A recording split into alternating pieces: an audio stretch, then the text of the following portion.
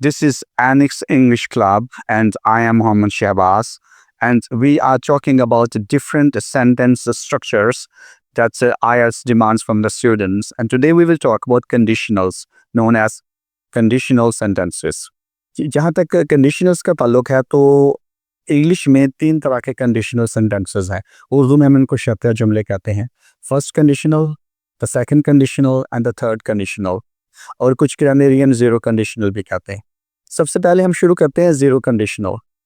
जो zero conditional है इस बेसिकली ये साइंटिफिक फैक्ट्स होते हैं. हम इन्हें कहते हैं कि which are always true under all the circumstances. इन जो साइंटिफिकली एक्सपेरिमेंट किया जा चुका होता है, यानी जो रियलाइज कर दिया जाए कि इसके बाद यही होगा, तो उसको हम जीरो कंडीशनल में रखते हैं. मिसाल के तौर पे अगर कोई चीज़ हम यहाँ से छोड़ें तो वो नीचे गिरे. अगर हम हाइड्रोजन और ऑक्सीजन को मिक्स करें तो वो वाटर बनेगा.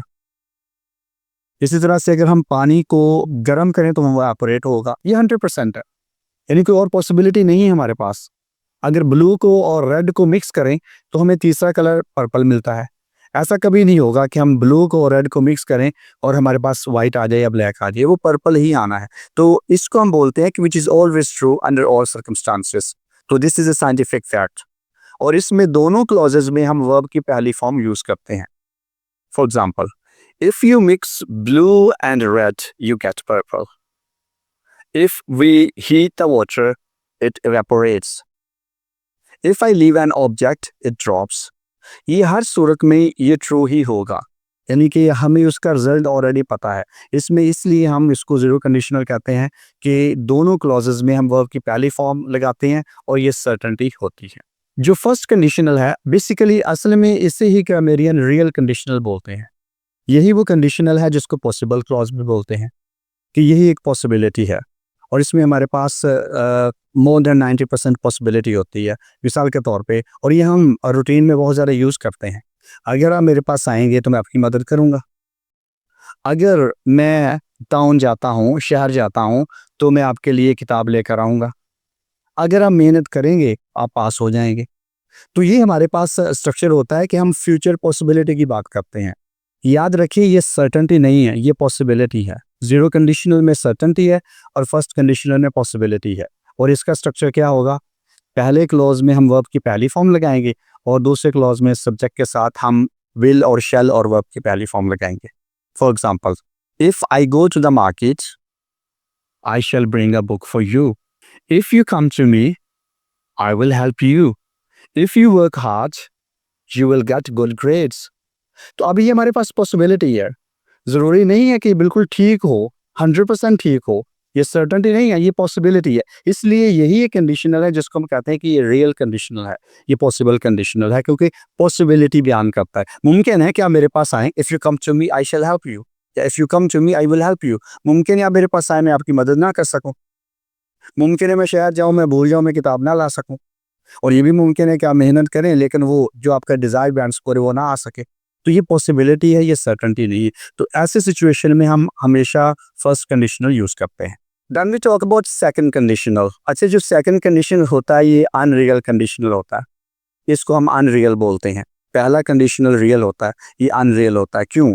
ज़्यादातर हमें स्टूडेंट्स को इसको यूज़ करने का पता ही नहीं होता कि इसको कहाँ यूज़ करते हैं, क्योंकि ये रियल नहीं है. एक हम अनरियल सिचुएशन, एक सिचुएशन इमेजिन करते हैं which can not be true. जैसे हमने जीरो में कहा ना, which is always true. This is situation which can never be true. For example, मैं कहता हूँ कि अगर मैं आपकी जगह पे होता तो मैं इसकी मदद करता. अब मैं आपकी जगह पे नहीं हो सकता. अगर मैं बिल गेट्स होता तो मैं दुनिया की फलाह के लिए काम करता. अब मैं बिल गेट्स नहीं हो सकता. ये मैं इमेजिन कर रहा हूँ. इस वक्त मैं एक सिचुएशन को इमेजिन कर रहा हूँ. अगर आप मेरे पास आते तो मैं आपकी मदद करता. तो आप मेरे पास नहीं आए, अब वो सिचुएशन नहीं है, तो ये अनरियल सिचुएशन हो गई है. अब इसको हम सेंटेंसेस में कैसे यूज़ करते हैं? इसमें आपने हमेशा सुना होगा एक फ्रेज कहते इफ़ आई वर. अगर मैं आपकी जगह पे होता तो मैं उसकी मदद करता. मिसाल के तौर पे आपके पास आपका दोस्त आया, उसने आपसे हेल्प मांगी, आपने उसकी मदद नहीं की, तो मैं बैठा था, मैं कहता अगर आपकी जगह पे मैं होता तो मैं उसकी मदद करता. अब मैं आपकी जगह पे नहीं हो सकता कभी भी, मैं आप बन ही नहीं सकता, मैं उसकी मदद नहीं कर सकता. इसलिए इसको बोलते ये अनरियल है. If I were you I would help her. If I were rich I would buy a Mercedes. If I were Bill Gates, I would spend money for the welfare of the humanity. तो ये वो situation है कि if I वर हम इसलिए use करते हैं क्योंकि वो ये अनरियल सिचुएशन है, ये रियल नहीं है।